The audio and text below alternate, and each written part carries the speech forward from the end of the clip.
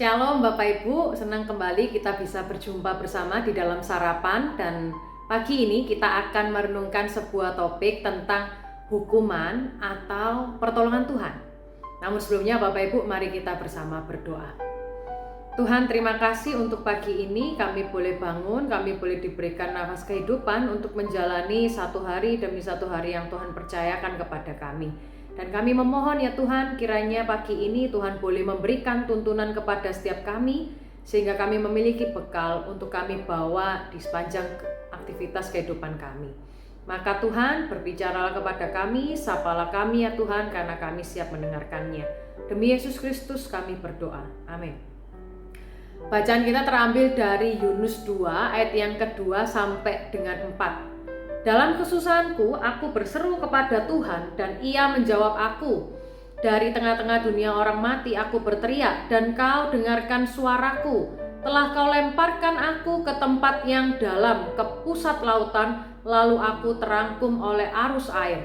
Segala gelora dan gelombangmu melingkupi aku, dan aku berkata, telah terusir aku dari hadapan matamu. Mungkinkah aku memandang lagi bait-Mu yang kudus? Nah Bapak Ibu, kalau Bapak Ibu aktif di dalam sekolah minggu, kita pasti akan sering mendengar dua hal kemungkinan mitos yang kita percayai.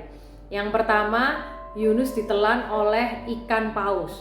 Dan kemudian yang kedua Bapak Ibu, mungkin kita mengatakan bahwa Yunus dihukum Tuhan dengan cara ditelan oleh ikan paus. Nah Bapak Ibu, pertama, Alkitab itu tidak pernah menyebutkan ya bahwa Yunus itu ditelan oleh ikan paus. Lalu kenapa tidak sedikit guru sekolah minggu itu menyebut bahwa ikan yang besar itu yang menelan Yunus adalah ikan paus. Nah ini wajar Bapak Ibu, karena kemungkinan ini memudahkan anak-anak sekolah minggu. Yang dikenal ikan besar itu biasanya ikan paus. Nah terus kita berpikir ikan yang menelan Yunus di dalam cerita Alkitab itu apa? Ya enggak tahu. Nah yang kedua, katanya Yunus itu ditelan ikan karena dihukum Tuhan akibat dia itu lari dari panggilan Tuhan. Nah tapi jika kita dengan cermat memperhatikan narasi yang disampaikan oleh Alkitab Bapak Ibu, kita itu justru akan menemukan fakta yang sebaliknya. Dari ayat yang kita baca tadi, Yunus itu berkata bahwa ia berseru kepada Tuhan dalam kesusahannya. Bahkan ia menyebutkan dirinya berseru kepada Tuhan itu dari dunia orang mati. Nah penggambaran ini Bapak Ibu, penggambaran Yunus yang sebenarnya sedang tenggelam di tengah badai. Nah kita tahu kan ya bahwa Yunus itu dibuang oleh para awak kapal karena Yunus itu kan mengaku sebagai penyebab dari badai yang terjadi. Yunus siap menerima konsekuensinya yang dihadapi kalaupun dia tenggelam. Nah, tetapi kita melihat bahwa di tengah keadaan hampir mati itu, Yunus berseru kepada Tuhan dan Tuhan mengirimkan ikan besar untuk menelan Yunus. Kalau kita memikirkan Bapak Ibu ya, jika Yunus itu nggak ditelan ikan besar, mungkin Yunus akan mati Bapak Ibu. Tapi karena kasih karunia Tuhan, Yunus itu diselamatkan. Justru di ayat ketiga Yunus kan mengira bahwa ia itu telah terbuang dari hadapan Tuhan. Dia kan ngomong kan ya, mungkinkah aku akan memandang lagi bait-Mu yang kudus? Namun rupanya Yunus yang telah memilih lari dari Tuhan itu justru mendapatkan kasih karunia dari Tuhan dengan ditelan oleh ikan besar. Betapa Tuhan masih setia kepada Yunus yang melarikan diri itu Bapak Ibu. Nah kadangkala Bapak Ibu, kita ini tidak mampu ya untuk melihat karya Tuhan dalam hidup kita melalui hal-hal yang kelihatannya buruk. Kita punya kecenderungan sebagai manusia yang menilai kejadian baik atau buruk itu dari perspektif fana kita Bapak Ibu. Nah seperti Yunus yang ditelan ikan, bagi banyak orang ini kan merupakan bencana kan ya.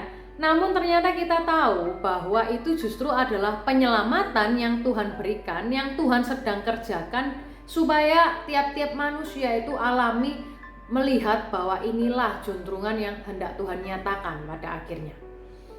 Nah, kalau hari ini Bapak Ibu kita mengalami kejadian yang mungkin tidak mengenakkan bagi kita, mari kita percaya bahwa Tuhan ini nggak pernah meninggalkan kita. Ia sedang bekerja di balik layar untuk menolong kita. Jika ada pun kita yang merasa sedang ditegur Tuhan melalui teman kita, keluarga kita, mungkin juga rekan pelayanan kita atau di dalam lingkungan pekerjaan Bapak Ibu, rendahkan hati kita di hadapan Tuhan supaya kita ini bisa bersandar kepada belas kasihan Tuhan. Nah, Yunus sudah mengalaminya Bapak Ibu. Bagaimana dengan kita? Apakah kita meyakini bahwa Tuhan juga sedang bekerja melalui setiap rangkaian peristiwa yang terjadi dalam hidup kita? Mari kita berdoa Bapak Ibu. Sebagai anak-anak-Mu ya Tuhan, kami mempercayakan kehidupan kami ini di dalam tangan kuasa-Mu, supaya hati kami ini boleh dijagai, boleh diberikan ketenangan, damai sejahtera, sehingga kami ini tidak takut, sehingga kami ini tidak menjadi gegabah, sehingga kami ini memiliki rancangan yang juga turut menyertakan Tuhan di dalamnya. Tuhan pimpinlah sepanjang hari ini, karena kami butuh Tuhan melihat, Tuhan merangkul kami, Tuhan berjalan di samping kami, sehingga apa yang kami katakan, pikirkan, dan juga kami lakukan tidak menyakiti Tuhan dan sesama kami.